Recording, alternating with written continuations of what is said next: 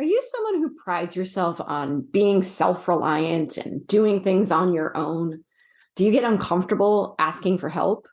If so, you are definitely not alone. Many of us struggle to ask for help because it makes us feel too vulnerable or even weak. But what if, by not asking for help, you not only hurt yourself, but those who would otherwise help you? This week, I talk with Emmett Tomkinson, a member of our Leading Humans community who has an inspiring vision of our world as a collective that is clearly designed to balance asking for and giving help. We also discuss how you can get involved in this effort. Thank you so much, as always, for listening. Welcome to the Impostor Syndrome Files. My name is Kim Meninger, and as an executive coach and former high-tech leader, my personal mission is to help professionals overcome imposter syndrome so that you can advance your career with confidence. Each week, I interview a new guest who brings a powerful perspective to this conversation, including personal stories, best practices, and new insights. The more we talk about this issue, the more we destigmatize imposter syndrome, recognize that we're not alone, and empower ourselves to access the tools and resources that can help us and those around us. Thank you so much for listening and for sharing with others you think would benefit from this conversation.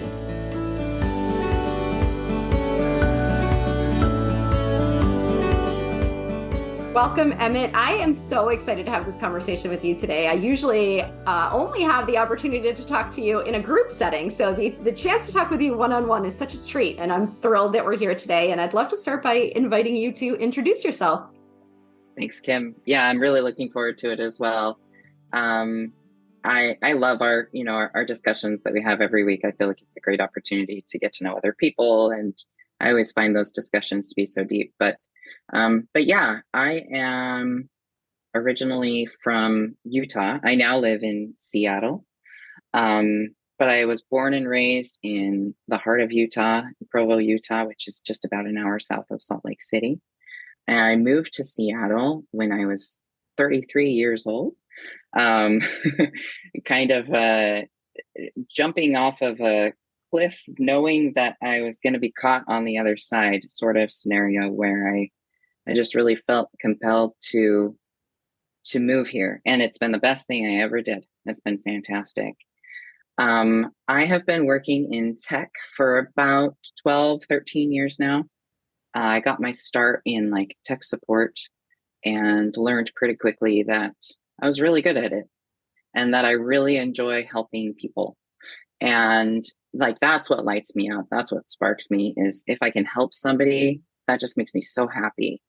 And so I've pursued that kind of path, gone around a few different ways. I was in cybersecurity for a short period of time, and then I shifted towards software. So I now work for VMware, which is how I became acquainted with you through one of their webinars.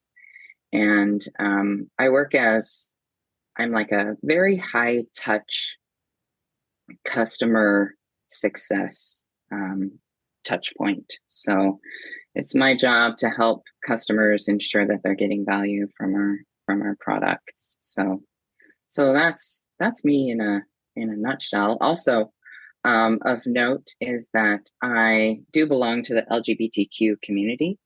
I came out of the closet as lesbian when I was 30 years old. And then I actually came out as trans just earlier this summer. So I am in the process right now of transitioning. So yeah, that's been a pretty big life change for me. But so far it's been going really well. And I am so grateful to you for sharing that. And I'm curious because when we think about imposter syndrome, we tend to think about that feeling of being a fraud. But I think that when you think about gender identity, there's a whole other level of imposterism when I can imagine when you're thinking about not feeling like you are in the gender, I don't even know what language to use here, but can you talk a little bit about what that decision process looked like for you, and how has it How has it been for you and this journey, particularly over the past year or so? Yeah, definitely. It's interesting because I think I just got, there was a lot of conditioning going on in my brain in regards to being a woman, and fitting into that role, kind of convincing myself that I was comfortable in that body when in reality I wasn't. Um, so I never, like, at a conscious level, I never felt like I was an imposter, uh, living life as a woman. I did feel at a very young age, like 5 years old, 4 years old, like there was a mistake. I was in the wrong body. Like, like, and I put it like that plainly, like talking to my mom one day, right? And I was so young, and being in the religious environment that I was raised in, it just wasn't even acceptable for me to, transitioning just was not something that was acceptable. And so I learned that at a really young age, and I just buried it really, really deeply. Um, pretty much as soon as I expressed curiosity about it, I was told that it really wasn't an option. And I was so young, it really was just kind of a curious question. And but I buried my transgender identity even deeper than I did my the fact that I was attracted to someone of the same gender, right? So it was 12 years between the time that I came out of the closet the first time to the time I came out of the closet the second time. And the process of actually coming to the place where I was ready to come out as trans,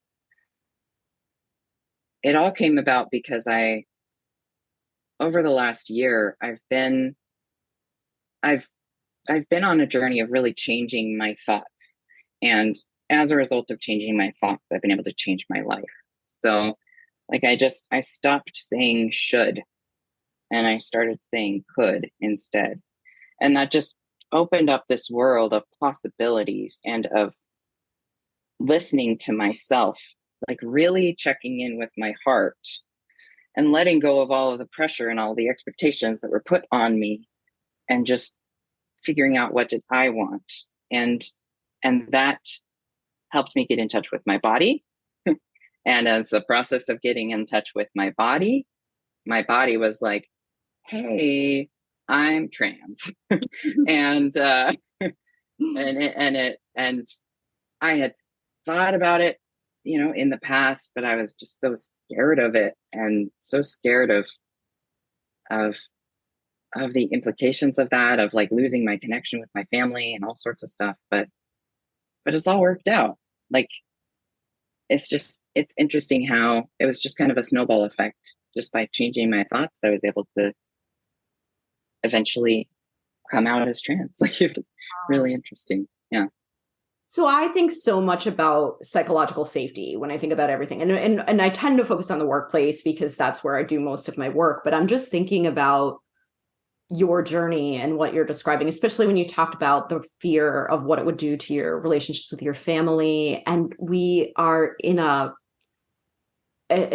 political climate right now that has villainized the trans community in just really horrific ways. And so how do you think about your own safety as you navigate these different aspects of your life, whether it's work, whether it's family, whether it's the larger community? Mm-hmm. Mm-hmm. Um, I remember when I was deciding to come out, when I was deciding to tell my family about this and to tell everybody about this, I remember someone saying at some point somewhere, like, you need to do what is right for you. Like this is your life to live. And um staying sticking to your truth is what is going to bring you the greatest degree of happiness in your life. And it's a really simple concept, but it was very important for me to realize, like, this is your life to live. And that in and of itself has helped me be psychologically safe in this decision, because I knew that I was doing this for me. Like, this is what my soul needed. And I luckily I live in Seattle, where it's so widely accepted, and there are gender neutral bathrooms all over the place, and it's a very, very accepting part of the world, and I will not deny that. And it's difficult to know that there are so many injustices happening in other parts of the world, and I'm still in the process of learning about those things and learning about how I might be able to make a difference. And I don't know yet, but I do feel for my trans, siblings who are living in places like Florida or Texas or other places where it's just not safe for them. Yeah, absolutely. And I'm so glad that you're in a safe place, generally speaking. And one of the things that's so clear to me from the conversations we have every week in the Leading Humans group is just how thoughtful you are about humanity and life. And I just wonder, how do you find time to reflect? Because so many people are so busy, and there's just I find that often feels either too scary to do, to really just kind of have that connection to your thoughts, or we find reasons not to because we're just so busy and we've got so many other things that we're thinking about. Like, do you have a recognizable sort of process for reflecting and for staying so introspective, or does it just kind of happen naturally? Honestly, it just kind of happens naturally. Um, I I think that's actually something that I can thank my religious upbringing for, because I was taught from a very young age to pray often and to follow the promptings from a higher power very closely. And so I definitely believe that there are good things that can come from any religion. And so I'm grateful for that, because I think it actually did teach me, like, to take time when you're making decisions and, like, really listen to yourself and take a moment, and it gave me the opportunity to hone that skill. And does it, like, how do you manage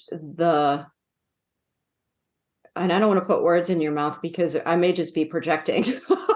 I'm thinking, if I gave myself the space to think like that, I might overwhelm myself, because I have a lot of anxiety. I'm somebody who, if I'm being honest, I probably do things I don't even realize to quiet my thoughts. Like, I am constantly in a state of, like, I'm always listening to podcasts, or even if I walk from one room to the next, I'm like turning on my podcast. I'm like never at peace, never in sort of this quiet space with my thoughts. And so, is it a peaceful place for you? Like, do you feel like...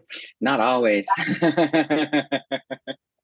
Not always. I overthink things all the time. I will get lost in my head. I have anxiety sometimes as well, and I sometimes I I go in I start to go introspectively, and I just go a little bit too deep, and it can lead to these places of, like, depression or hopelessness or things like that. So, but I think,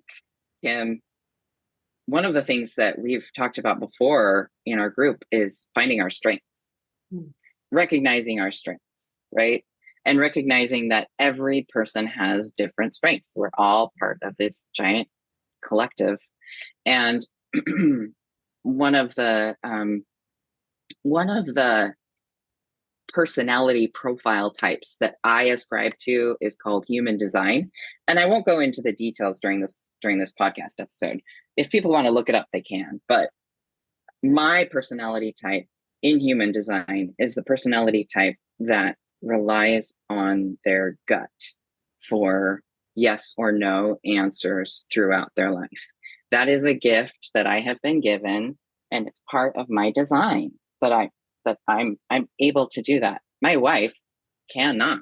My wife is she relies on talking things through.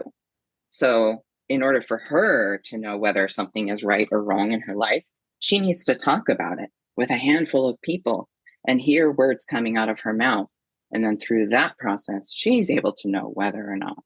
So we all have these different personality types, and your, you know, your abilities or inabilities to like be quiet or introspective might not be a good thing or a bad thing, right? It's obviously you are doing amazing things in this world. So I'm not about to tell you that you need to hone those skills, right? We all have our strengths, and it's important to recognize those strengths.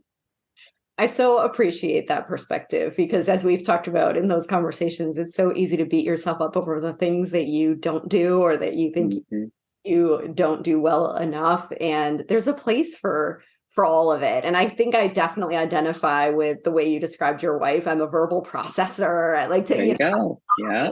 Out. And so it's probably very consistent with what we're talking about. And so, I think for me, one of the things is people always talk about, meditation and quieting your mind. And yes, I have struggled with a lot of anxiety over the years, but I don't feel like my way of doing things is broken. I don't feel like it's disruptive. Maybe it is in ways that I haven't recognized yet, but I think that's where I've been coming on my journey, is to stop trying to fix the things that aren't broken, to stop trying to beat myself up over the things that maybe I do differently, but it works for me. So Well, and we are a giant machine with a lot of different parts that all do different things. And to say that one person's ability to meditate and stop and think about things in that way is like the only way to do things, that's just not true. We all have there's like you find a balance within yourself of like all of the different things. And if you're always defaulting to the same mode every time you have to do something, you're gonna lose out on other ways of doing things in your life. So it's important to find that balance and build skills. You can always take your primary skill that you're strong at and figure out, how can I use this strength to build strength in another area in my life? Well, and I really want to pause on what you just said too about it being a giant machine and this sort of collective language that you've been using, because that is something that I'm so fascinated by whenever you talk about how you see the world and the interconnections among people. And can you share a little bit more about, I know it's probably hard to answer in a just a brief response to this question, but what is that vision that you have of humanity as this collective? Yeah. So I'm going to tell a really quick story. There's a spot that my wife and I really like to go to. It's on an island that's in the Puget Sound, and it's just this house that's surrounded by a forest. And there's just some great like healing energy that's there. And a couple of years ago, during one of our stays there, I just had this overwhelming realization while I was there that everything in this world is connected energetically. Like we all, like energy flows in and out of us. And, this is Emmett's woo-woo moment happening right now. But like we're all connected in some way. We're connected to to nature around us, and we're connected to each other. And what happens in my life impacts your life. So that I had that realization. And then over the last like year, I I remember it was several months ago. I had this picture in my head where I realized that we are all individual puzzle pieces in this world. And as such, we all have we have gaps and we have the little knobs that come off of puzzle pieces, right? And the cool thing is that we all fit together. So in an area in my life where I am lacking, you have excess. And if we can find a way to fit those two pieces together, then we can really help each other. And not only is it filling the gap for someone else when that connection happens, but it's also helping the person with the knob. It's helping them realize their full potential, because there's a reason why they have that. There's it's actually a really good thing to be able to bring those two things together, because you're helping both of those people live a more full life.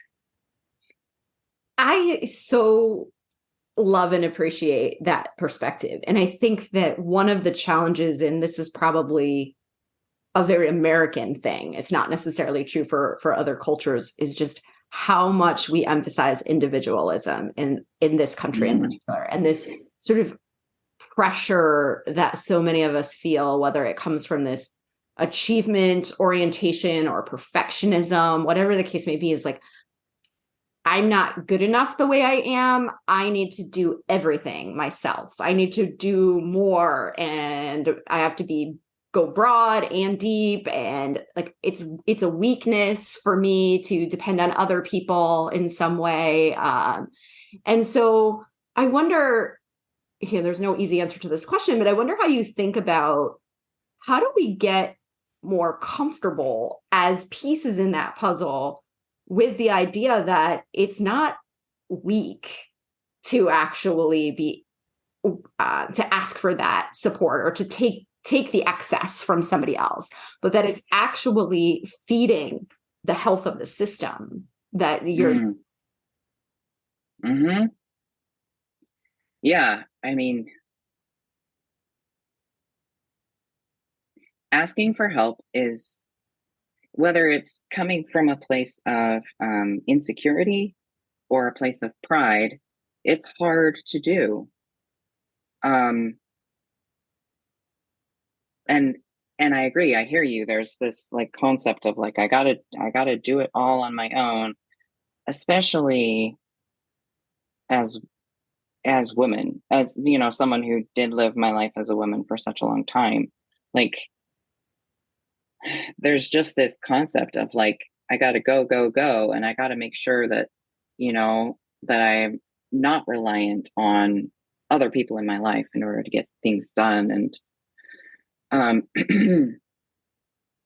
it's I would go back to that concept that by you asking for help, you're helping someone else.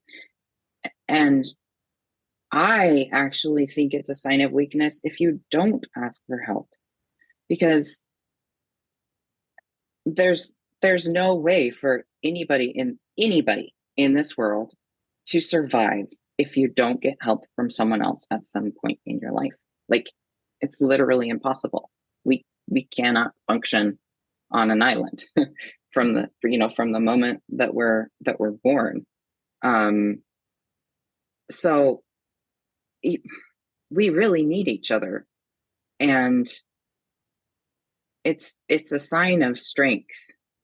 And I think on your resume, it's a big sign of strength if you show, I collaborated with this team in order to get this done, and teamwork, working with your colleagues. As someone who's sat in on many interviews, showing that you know how to work with other people in order to get the job done is really important. I think that's a really good way to think about it too, because there are ways, like you said, none of us is an island. And so we're all benefiting from the support of other people, but there are times when we don't realize that. And so there are these moments when we have to deliberately ask for help that feel like a sign of weakness, or this big vulnerable moment. But I think that just really reorienting our minds towards this notion of teamwork is really helpful. Like I'll often say when talking to people about the workplace, that work is a team sport. It's not an individual sport. But I think many of us show up as almost, and I've never played sports, so I'm terrible with sports analogies, but we try to be, the pitcher and the catcher and every player on the team, as opposed to saying, this is my role on the team. Thank God you're there, so I don't have to worry about catching, right? And really not seeing it as, oh, I'm not good enough because I don't have this, but I have this piece and you have this piece, and that makes us stronger because we can all work together. And I would just like to acknowledge the impact that COVID and the remote workplace has had on this equation, right? It really requires, as someone who I now work from home full time, and it requires a whole new level of learning how to reach outside of yourself in order to get help. But this is kind of the new normal. And so I think we're going to see a lot of people learning that skill, learning how to ask for help and when to ask for help. When do I know, okay, I've done everything that I can, and now it's time to ask for some assistance, Yeah, that's a really good point too, because I think there is this absence now of visual cues and sort of the feedback that we would get used to having, and now it becomes that much more of a high pressure situation to say, okay, is my ask justified? Have I done enough legwork? Like, would someone else ask for help at this point, right? There's just so much of this uncertainty that creates this anxiety. Yeah. Well, and one rule of thumb that I've learned to adopt, which my boss actually helped me with, is spend 30 minutes on it. If you've spent 30 minutes and you're not getting anywhere and you feel like you're spinning your wheels, go ahead and ask for help. That way you've done what you could, at least for the problems I'm working on. It might be different if you're in a different role. But find a period of time and then go ahead and follow that as your rule, I really like that, because I'm someone who often advocates for perfectionism timers too. And it's kind of similar in that if you have been agonizing over your email for more than 15 minutes, you're getting no additional return on that investment, right? Set those limits, because you're just making your own life harder and you're not actually increasing the quality of the product. I'm glad you said that. I needed that lesson for sure. So are you in a place where, and you can come back again in the future, if not today, where you're comfortable sort of sharing your vision for what you've been thinking about in terms of how to create I don't want to put words in your mouth again, but sort of helping vision that you've started to think about? Absolutely. So I really felt compelled to start some sort of initiative where, through online forums or an app or something, we can start helping people help each other.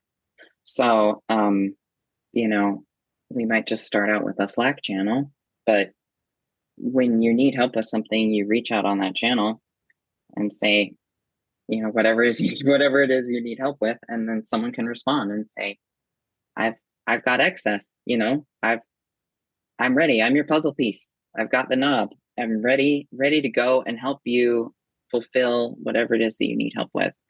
And then just helping connect those two people.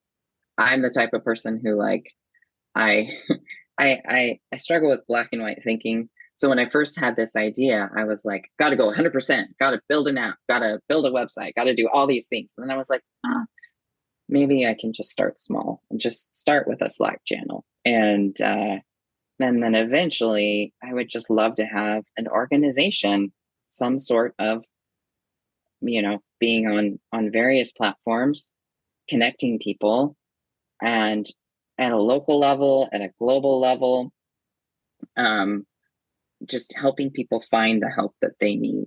So I think we're gonna go ahead and like roll out a Slack channel and then see where we go from there on your Slack domain. So anybody who's part of that domain, keep an eye out for that.